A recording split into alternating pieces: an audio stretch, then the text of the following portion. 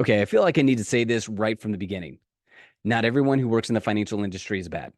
Let me say that again, just for further clarification. Not everyone who works in the financial industry is bad. That's not the point of this. There are good, godly men and women who are serving the financial industry right now, and they're glorifying God in their work.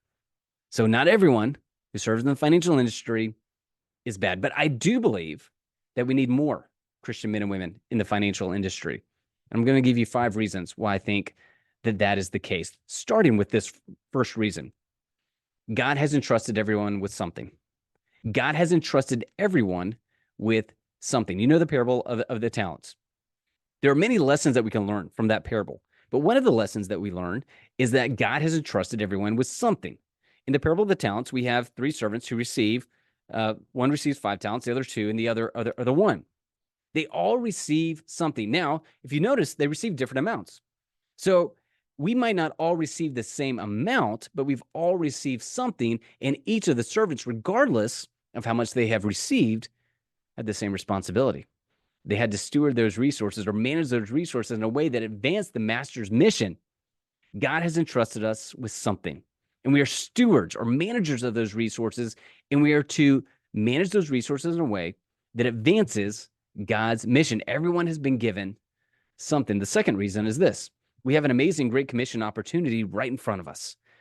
We are the generation in America that has enough resources right now to reach every tongue, tribe, and nation with the gospel. You know Jim Wise. He's been on the podcast a few times, and he wrote an amazing book called Inheritology. In chapter 7 of that book, he lays out the Great Commission opportunity that we have.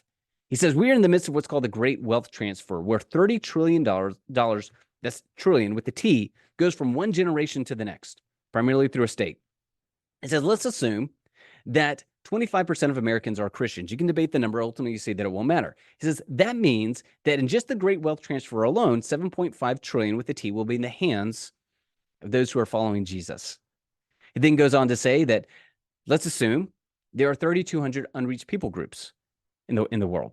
These are people that have yet to hear the name of Jesus. They have never received the opportunity that we have. They've never heard about Jesus. Nobody's ever told them. 3,200 of them. He says, let's assume that it takes $75,000. And by the way, there's reasons behind these numbers. It's going to take $75,000 per year to reach just one of those groups. And that in order to really engage the group, you have to spend about 20 years with them. And I know some of y'all have already done the math, but for those of them that have not, I'll go ahead and do it for you. 3,200 times 75,000 times 20 years equals 4.8 billion with a B. Now, remember how much money we have just in the Great Wealth Transfer alone, 7.5 trillion with a T. So what we're talking about is just a drop in the bucket. The reality is that we have the resources in America, Christians in America, to reach every tongue and tribe and nation in our generation. What an amazing thought. What an incredible opportunity that we've been given. The third reason is this: financial literacy in the United States is at an all-time low. Now, why is that significant? Well, really for 2 reasons. I just mentioned the Great Commission opportunity that we have. But that assumes that we're managing and caring for our finances wisely so that more resources can go out to the nations, to getting the gospel to the nations. If we manage our resources poorly, maybe because we just don't know what we don't know, right? Then we hinder our ability to live and give more generously to get the gospel to the ends of the earth. So it's a problem. It's a Great Commission problem. But it's also a problem because people will be taken advantage of. There's people that are sitting across the desk from somebody in the financial industry today.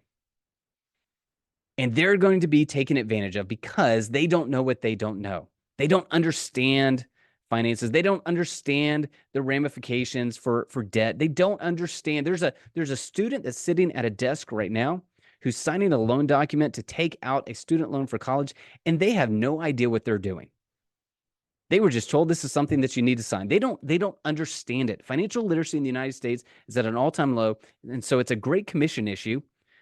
It's just simply people are being taken advantage of. And so we need more Christian men and women in the financial industry to help people get financially healthy so that the gospel can go forth, but also so that people can simply be cared for and not taken advantage of. Reason number 4, the financial industry needs more people who are interested in serving God than greed. Now, this is going to seem like a generalization, a stereotype. I almost hate to say this, but I've just seen it to be true. Even as I worked in the financial industry, a lot of people get into the financial industry. Once again, not everyone, but a lot of people get into the financial industry because it gets them closer to that money, right? They get into it because they think that that's the place where they can make more money, is to being around the money, to work with money. I was talking to a pastor in South Florida. His son is in a training program right now at a major investment firm. It's an amazing opportunity that his son has received. And they asked them to stand up and give their reason for wanting to go through the training program and ultimately help people with their finances, to be an advisor. And he said, person after person got up. His son was telling him, who's now telling me, person after person got up there and said, I want to make a lot of money. I want to do better than my dad. I want to do the same thing that my dad did. It was all material and wealth driven. He got up there, his pastor's son, and said, I want to help people be more generous. I want to help people to live out God's design better. And the pastor said that the people in the room were just stunned, that they couldn't believe that this person wanted to do something different. Most people are getting into the financial industry because they want to make a bunch of money. That's just what I've seen. I continue to see it. We need people who are getting into the financial industry because they want to serve others well, because they want to help others steward the resources that God has entrusted them, because everyone has been given something. We need people who will put their clients first. I'm about to answer a listener question here in the next segment about what appears to be a loan officer who's trying to take advantage of an individual, just putting their financial gain over their clients. We need people who are putting their clients first, who are treating others as they would want to be treated, right? To helping others become better stewards of the resources that God has entrusted to them, and to also call out harmful practices where you see them. Say, hey, this is not okay. This is not okay how this is being done, or how this training is working, what you're telling us. We need more people to do that. The 5th reason is this: the financial industry, and this is more of a statement than a reason, the financial industry needs more Christians who received their financial education outside of the institution where they work. So here's what sometimes happens. Once again, not all the time. I want to be very, very clear, but here's what sometimes happens. Financial institutions will bring in individuals that don't necessarily have a great financial background. They didn't get a degree in finances. They haven't really studied very much of it, but they got into finances maybe because it was the only job available, or, once again, they wanted to figure out a way to make more money. And so they get them in and they teach them their way. And some of the things are good that they learn, but sometimes they're teaching them things that will benefit the company, but not necessarily the client.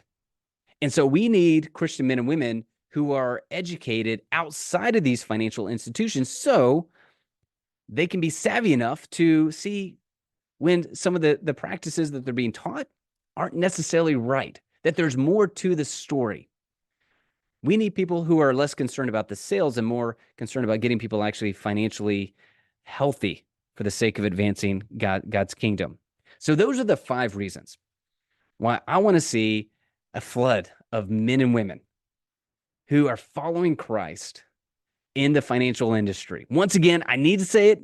I know I've already said it at the beginning, but not everyone who serves in the financial industry is bad. I want to be very, very clear, but we need more of those who are good and who are following Christ and glorifying Him in their work in the financial industry. We need more of them. Maybe that's you.